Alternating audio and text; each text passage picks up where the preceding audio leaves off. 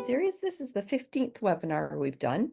I'm Gina Howden, I'm with LRIC, and we initiated this series of webinars as part of our mission to help create a better future for the livestock value chain. The topics covered in the webinar series are having and will have direct impact on the future of Ontario's livestock sector. Each webinar is complemented with a white paper, or in today's case, documents that have been prepared by the Community Safety Knowledge Alliance. You can find all the white papers and recordings of previous webinars on our website, livestockresearch.ca. Today's webinar will be posted in the next few days with the links to material that will be shared in the presentation. During the presentation, please send any questions along using the Q&A function, and following today's presentation, my colleague Kelly Somervelt will bring questions forward for discussion. I want to introduce today's presenter, who is Dr. Janos Botschner, who leads the Cybersecurity and Canadian Agriculture Initiative for the Community Safety Knowledge Alliance. Funded by the Government of Canada, this project focuses on supporting cybersecurity preparedness across Canadian agriculture. Janos is a social scientist with deep experience in applied research, evaluation, and strategic consulting. His professional work focuses broadly on community safety and well-being. His family was involved in the production of value-added products and manufacturing using agricultural inputs for generations, and his wife's family, on both sides, are both farming in Ontario and have for over 160 years. I know you'll find Janos's presentation very interesting and very relevant, as his experience and the examples he shares are of agriculture. So, Janos, you're welcome to join us now. Well, thank you, Jean. It's a real pleasure to be with everyone, and I always appreciate the leadership and the collaborative engagement that LRIC brings to everything you do. So thank you very much. Everyone, I hope you'll find this enjoyable. I'm going to keep it to a tight 20 minutes. Lots of pictures, a few words, and I really look forward to interacting with you during the Q&A afterwards. So let's share this and jump right in, okay? So as Jean mentioned, we're really focused on understanding and building capacity within Canadian agriculture. But I'm going to start with a scenario. And the following scenario is one of several that were drawn from the U.S. Department of Homeland Security's assessment of threats to agriculture done a number of years ago. I collaborated with Glacier Farm Media to create a series of podcasts focusing on cybersecurity and agriculture, and this is an edited excerpt from one of those podcasts. So essentially, here's Shelley out, in this case in Alberta. She's watched her two kids board the bus for school. She waves bye to them. She's nearly back at the house when she sees her husband, Cody, cresting the hill in the old service truck. She thinks to herself, that's kind of strange. He's only been out for an hour. At this time of year, she's not used to seeing him heading home so long, or rather so early. He's usually out until after dark, so she thinks something must be wrong. Cody, what's up? She says as he pulls into the yard.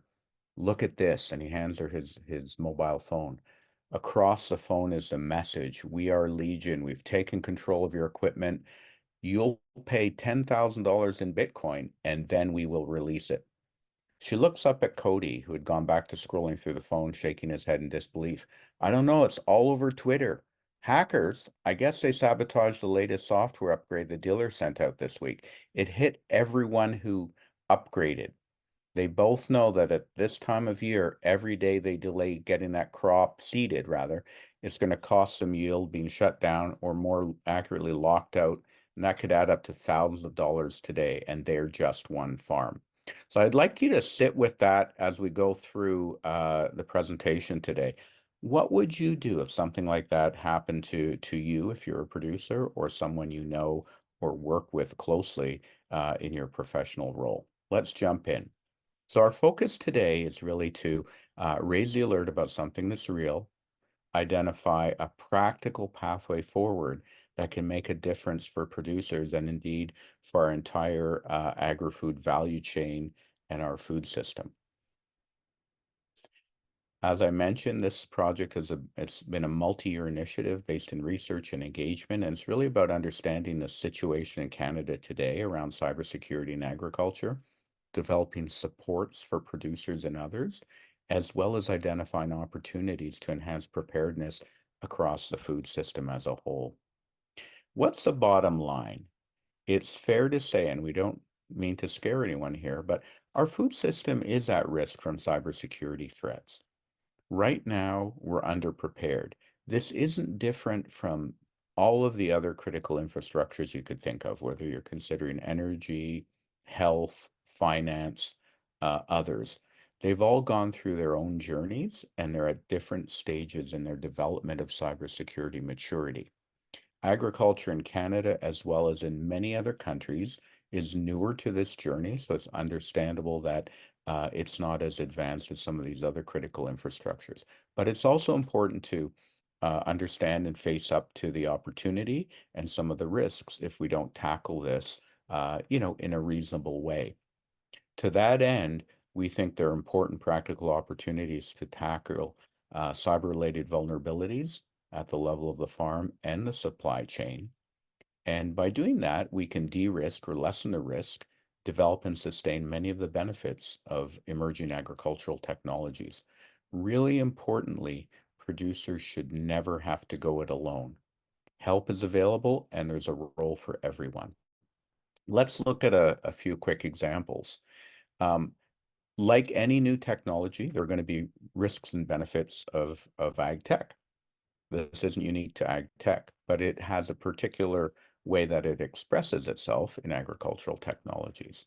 So everything has a cyber dimension. Even if you only have one desktop connected to the internet on your farm, it has some vulnerabilities that should be understood and addressed. But more importantly, if you have a very automated operation with networked systems and multiple different connections, you're going to have more cybersecurity exposure than someone who has less of that. Choke points across our food system have already been targeted at the supply chain and at the farm level. So here are a few examples you'll probably be very familiar with. JBS, Maple Leaf, the Empire Company. Most recently, I was on a panel with the CEO of UPA from Quebec, and he spoke in detail about what it was like for their organization to face a significant cybersecurity event, which involved, in that case, a ransomware attack. We also know from our friends at U of G that they over the summer responded to an incident involving a temperature controller in a chicken barn, which was remotely accessed through a compromised user account. So these things are starting to trickle across the food system. And the more I talk to producers, the more I realize that it seems like almost everyone knows of a producer or a key organization in their sector that's been targeted. Who are the main threat actors? Well, for now and for the foreseeable future, we're talking about cyber criminals. And you can imagine they're like the coyotes on the other end of the fence. They're trying to find a way to jump over a fence, dig under a fence, or get through a fence. They're looking for opportunities to get fed. Cyber criminals are always looking for an opportunity to make a buck. They're going to do that by, in some cases, stealing data. They might steal personal financial data and sell it on the dark web. Someone else is going to use that data down the road to craft a cyber attack that takes advantage of you or someone else. Ransomware is available as a service now. Somebody can buy a ransomware exploit on the dark web and deploy it against your operation fairly simply. The main thing when we think about ransomware is there's no honor among thieves. So, you pay the ransom, you get your system unlocked. That's not to say that they won't come back for more later, because often they've already pulled your data and analyzed it before they even mount the demand for ransom, and they know what your vulnerabilities are and what your capacity is to pay. So, as demanding and as difficult as it is, the general advice, and we can talk about this later, is if you can, don't pay the ransom. We also know that state-sponsored teams are sniffing around, like the coyote sniffing around on the other side of the fence. The ones that have been identified so far are China, Iran, Russia, North Korea. And what some of these countries do is they host these criminal gangs because the work of the criminal gangs disrupts their global adversaries. So Russia might host a group that does harm to Western countries' agricultural systems because it's in the interest of Russia from its perspective to make life difficult for our agricultural systems. We know they've already weaponized food security in the form of disruptions to grain. So they're active. In the coming years, we can expect more criminal activity. It's going to continue. There's money to be made, but also as international conflicts come and go, we can expect more cyber incidents tied to those as well. Two important things. One is a question of, is this an emerging trend or is this a one-off? There's evidence of activists undertaking cashless ransomware attacks where they're trying to make a point about an animal rights agenda rather than asking for money. But so far, this has been a very, very low level of activity. Really important thing, though, is you can have knock-on impacts across a critical infrastructure. Small and medium businesses will continue to be a target because, in a way, they're the soft underbelly of a critical infrastructure. So whether we're talking about criminals or state actors, it's always going to be easier to target a farm than to target a big business, even though the big business might have a bigger payout. So if you hit a lot of different individual businesses, you might be able to make more money than the time and the energy that you have to invest in targeting a big business.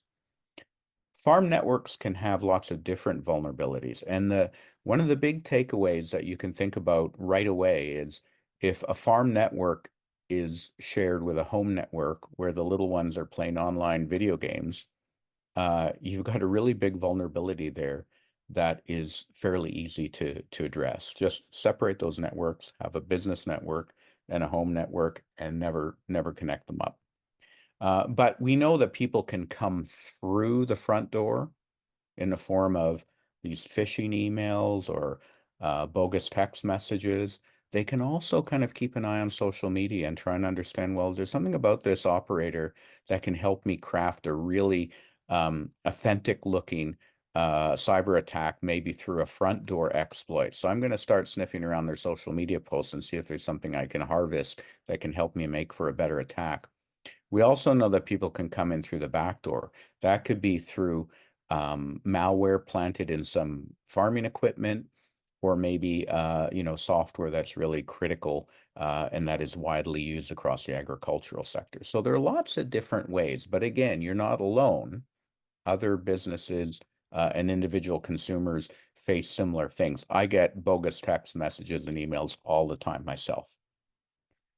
Some of these things we encounter every day. So if you have what's called a smart home rather, including smart TV or temperature control systems, you're already, making all kinds of use of these digital technologies, but there are things to think about. You may not know that, for example, the Nest smoke detector has a microphone in it that it uses to test itself and test other connected smoke detectors in a house. But you have to scan a QR code and go several pages through the document to understand that that microphone's there. And of course, we all do that. It's a lot of effort to do that, and it may be really hard to notice that that's there. So, and you may already have heard of these baby monitors that have been hacked in the past. This goes back a number of years.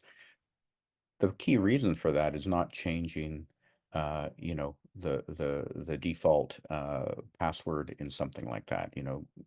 You buy it and you leave it as 123 or whatever the manufacturer had. This is a case of not, in a sense, configuring it to suit your needs for privacy. So, some of these basic steps can make a big difference, but it's easy for people to forget to do these things. You can ask yourself, what's the most dangerous thing you did today? And in some cases, it's opening an email if you click on that link without checking it first. So when we think about some of the impacts, they can reach well beyond an individual farm. If it happens at the level of a processor, you're all dressed up with no place to go. The grain is in the wagon, or the chickens are heading towards the processor, but the processor can't handle the volume because something's happened at that level. It may have to resort to paper receipts, and it can really clog the entire system up, making life very difficult for individuals. And if we're talking about chickens, or other commodities, that can create hardship as well. We've seen cases where a retailer or a transport system has been affected, and again, that creates a bottleneck within the supply chain. There are other things that can happen if an industrial control system is held for ransom, and it involves temperature controllers, environmental controllers, for example, chicken or swine. You've got an animal welfare issue that can go bad quite quickly. If we're talking about biosecurity monitoring, you can make something look like it's happening when it isn't, to harm the reputation of a commodity group, or you can make something look like it isn't happening and allow a disease outbreak to go undetected for a while. The key point here is, because we're all connected across the globe through digital technology, someone across the planet can cause as much harm as someone next door in the old days. So security through obscurity doesn't hold anymore. There's really no place to hide. If something does happen, it's important to report, because those insights help our law enforcement and intelligence services understand the scope of the problem and think about what they can do to help. But at the end of the day, this is reactive. We want to prevent things if we can.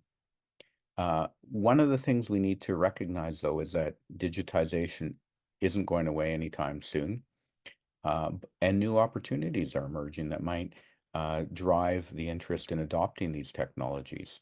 Similarly, cybercrime and espionage aren't going away either. However, a cybersecurity mindset is not that different from things people already do. I was talking to a bunch of producers not so long ago, and they said, yeah, look, we have pest control programs, we have biosecurity programs.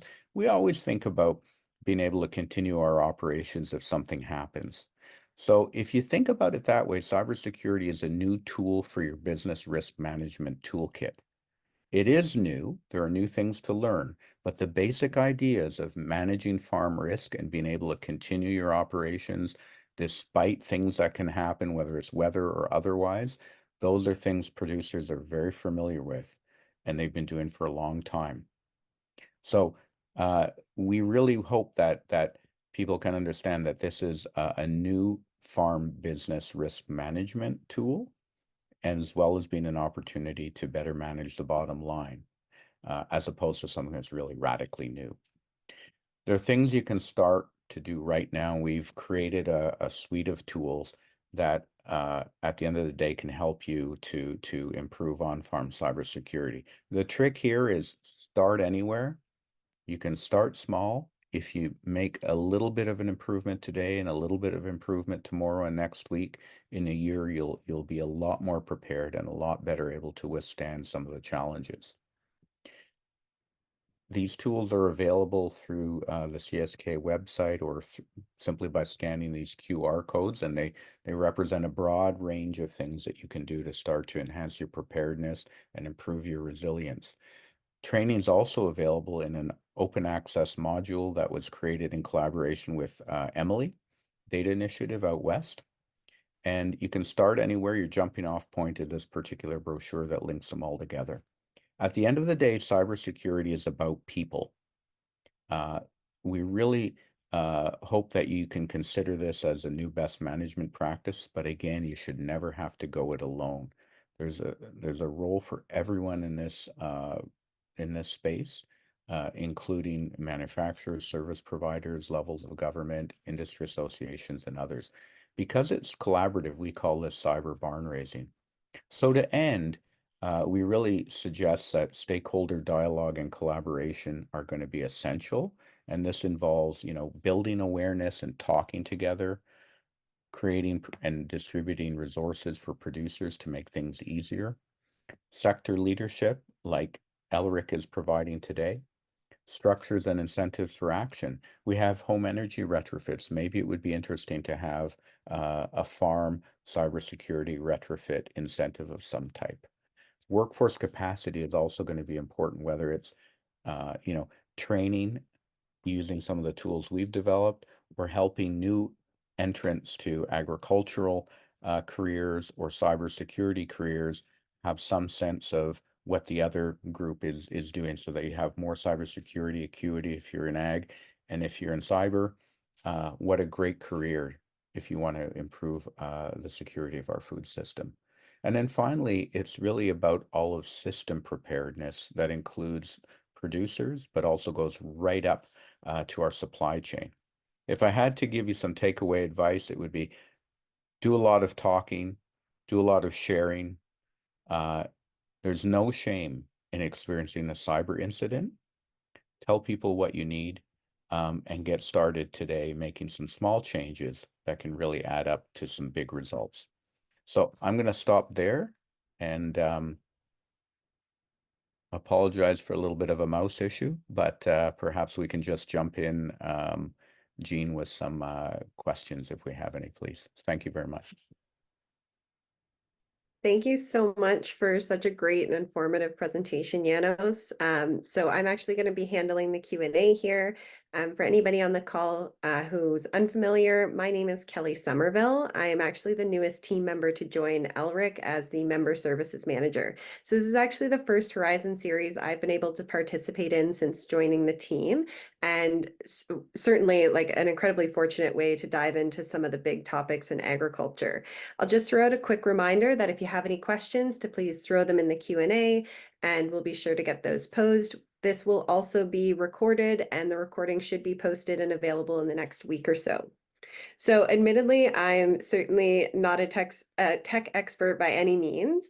So I really do appreciate the plain language that you use on what can be a really intimidating topic here. The coyote analogy specifically stands out. I think that's fantastic. So the first thing I was just going to pose to you, Janos, is we love threes around here. So if you had to choose, what would be the first 3 steps a farmer can take after logging off this call to improve their farm security?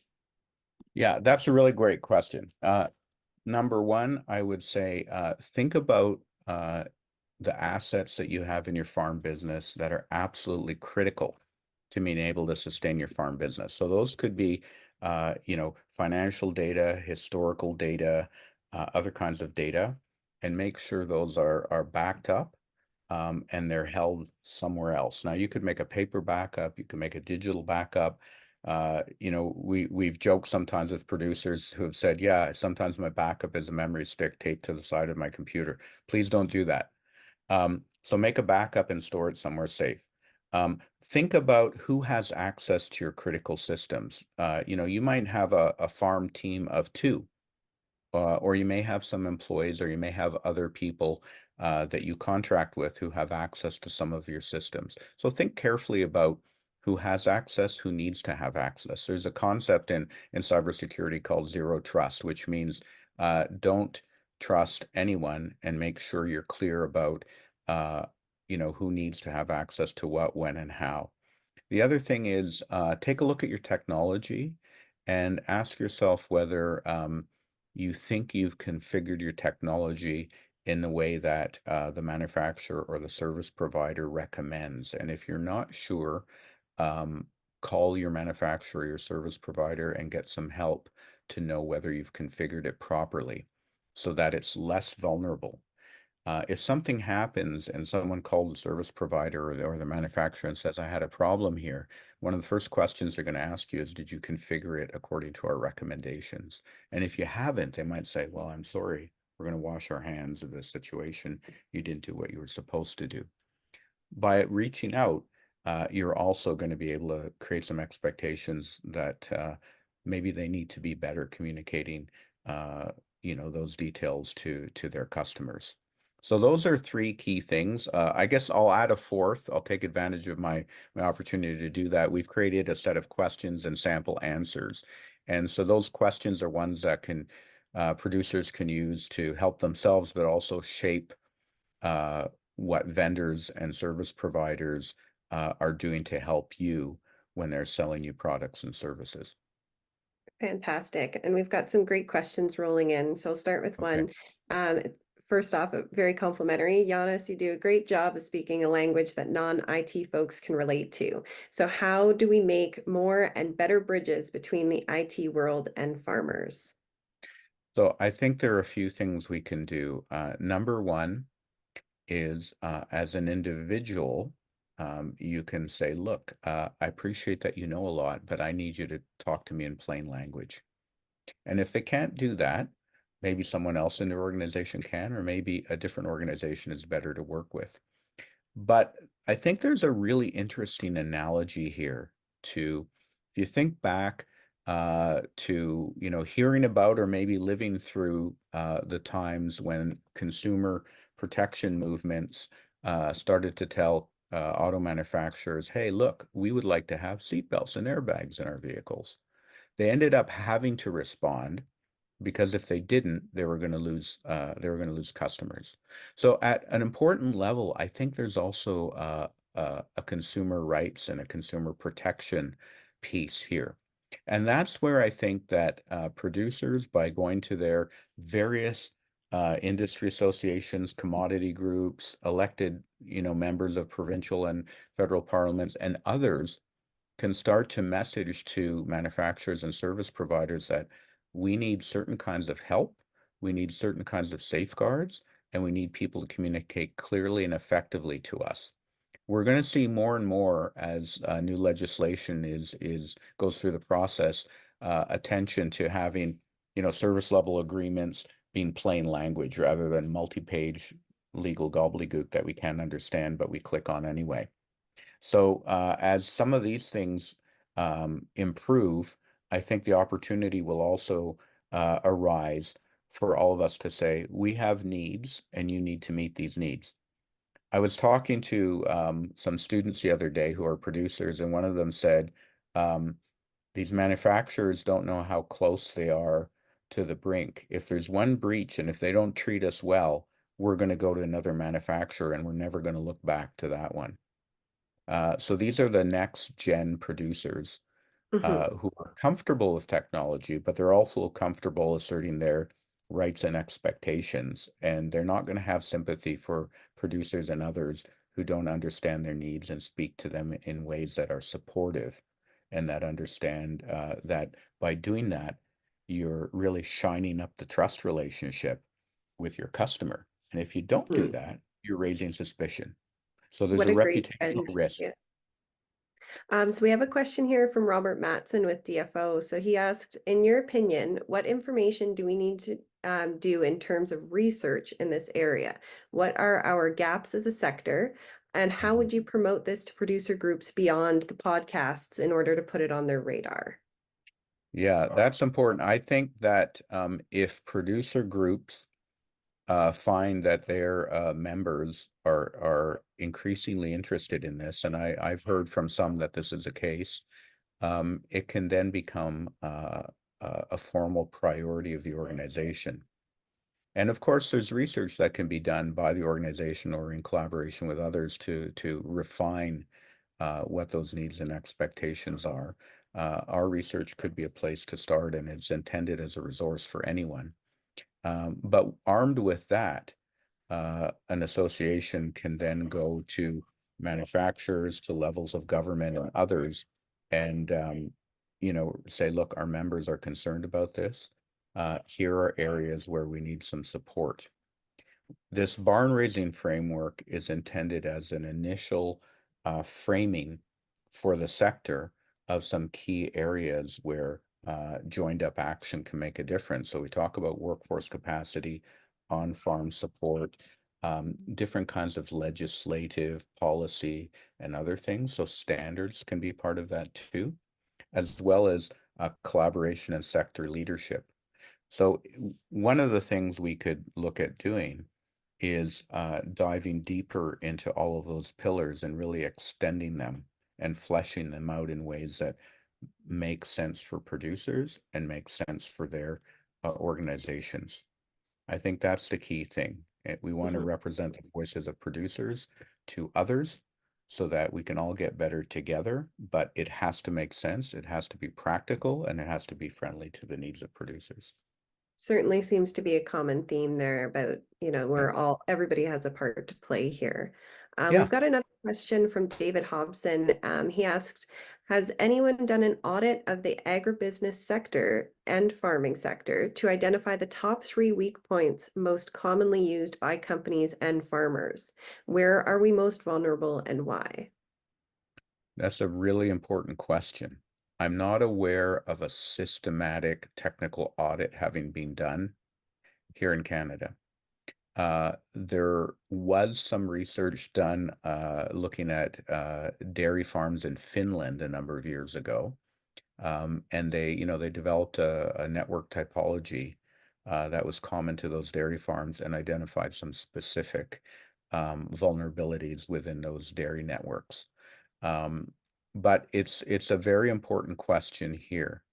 Uh, I think the biggest vulnerability right now, in our opinion, is awareness and current practices. We like to say that the biggest, the weakest link and the greatest strength in cybersecurity is the human element. So if you only focus on the technical side of cybersecurity, it will always fail. You must focus on the human dimension as well. And so that was one of the key insights we had when we begun this work. The first step is to really focus on the human piece and start to engage in dialogue, create awareness, and create the capacity for sector leadership and some joined up action. The other stuff can follow from there. Certainly, we know that accessing systems through compromised credentials, so fooling someone into giving up a password or stealing information that allows someone to have some knowledge of how to gain entry to a system, is a really important way that ransomware does its work, and probably 95% of those exploits are leveraging human weakness and common uh, biases that we have in terms of thinking that this is safe, or typically creates pressure and urgency. So we click that link when maybe we shouldn't have. So that's perhaps the most important vulnerability. We also know from our pals at the University of Guelph that there's some other elements of systems that people have started to try and access, whether it's software upgrades in different kinds of equipment, or in other cases, we had a recent example of RFID technology being compromised. Great. And we've got another question that kind of dovetails off that from David Yeah, regarding who should I consult with to develop offline systems to keep my operation running without IT if I get hit with a cyber attack? that's a pretty sophisticated question. Was that David Hobson? Yes, it was. Hello, Dave. Um, yeah, I think, if you have a strong partner with an IT provider who can do that work, you can start to consider, if I'm reading Dave's comment correctly, as, how do you sort of physically or technically air gap your system from the outside? And there are ways to do that technically. But I think the important thing is you're going to have connections to the outer world at some point. And so if you have those connections at some point, then the next question is, okay, well, where are those vulnerabilities in my network map? The technical term is, your network typology. So what's connected to what and how are they connected? You can start by sketching that literally on the back of a napkin and then going to an IT provider and saying, this is what I think I have. Can we, do a more formal map of things? And there's software that will show everything that's connected. That can also create the foundation for understanding where are those biggest vulnerabilities and what are the things I can do to address those vulnerabilities. So yes, you can kind of physically or electronically create an air gap between your operations and the world out there. But if you have any digital technology, at some point you're going to have to connect, whether it's to, do a software upgrade or patch your systems or send and receive information. So it's understanding where those points are and whether there are specific vulnerabilities that can be addressed through technical means. But at the end of the day, I always come back What are those, human behaviors that can make us more vulnerable or less vulnerable? Mhm. Are there any grants that you're aware of farmers can apply to upgrade their IT systems or improve security? Not at the moment, and I've suggested and had conversations with different officials in government that this might be something to consider. It's outside the scope of my work to lobby, but it is in scope to say this could be one part of a menu of options. And again, I think that's the role for industry associations and others to say, on behalf of our members, um, we appreciate that, in some municipalities, I'm in Guelph, you can get an interest-free loan to upgrade the energy characteristics of your home. But at the moment, there's nothing like that to address some of the cybersecurity gaps and opportunities on farm. Perhaps that's something that people should look at closely from a collaborative policy development angle between, the ag industry, producers, and government. Well, I It's not certainly hope the people far-fetched to listening, suggest whether that. they're producer organizations or producers themselves, heard that and can maybe action on it a little bit. Just being Yeah. aware of time, we will ask one more question, and it's kind of a doozy. So Okay. it's perhaps artificial intelligence will make cyber threat worse. Maybe it already is, but how do we corral AI as part of cybersecurity plans? Yeah. Okay, well, let's start with the common exploits like ransomware and impersonating people. So you could get an email, you could be sitting in your harvester, you get what looks like a legitimate email from your financial person saying, "Hey, we've just upgraded our portal. Could you please click on this link and enter your credentials so that we can make sure that all of your financial business continues to be handled without interruption?" And it's a really busy time of year.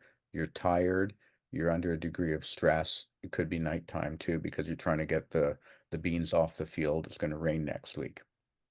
So this is a not an uncommon approach. Now you start to add on, what people call deep fakes. In other words, using AI to synthesize a voice of someone else or their appearance, or also just to craft some scripts that can be used that sound really credible. And now you've kind of supercharged your capacity to fool people into doing things that you want them to do. One of the antidotes to that is to have a cybersecurity policy. Now we have a tool that helps you make a written policy that can guide you through, things that can help to improve your cyber preparedness. But a policy can also be as simple as a post-it note in your combine at certain times of year or in your barn that says, "Don't click on any link without first verifying through a telephone call." Mhm. That's a policy too, because that's a written guideline that you can refer to that can help you to ensure that your practice is aligned with some of the strategic objectives and strategic risks that your business faces.